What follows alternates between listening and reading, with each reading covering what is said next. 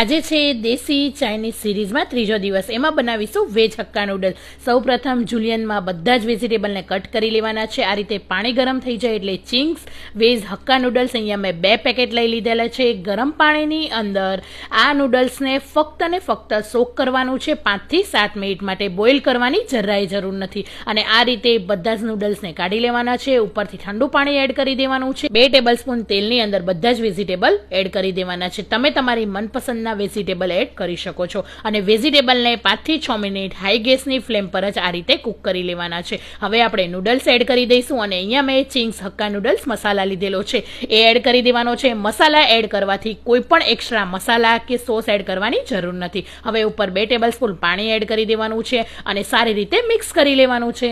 તો તૈયાર થયેલી નૂડલ્સને સ્પ્રિંગ ઓનિયનથી ગાર્નિશ કરીને ગરમા ગરમ ફેમિલી સાથે સર્વ કરો. બસ ચિંગ ઇટ.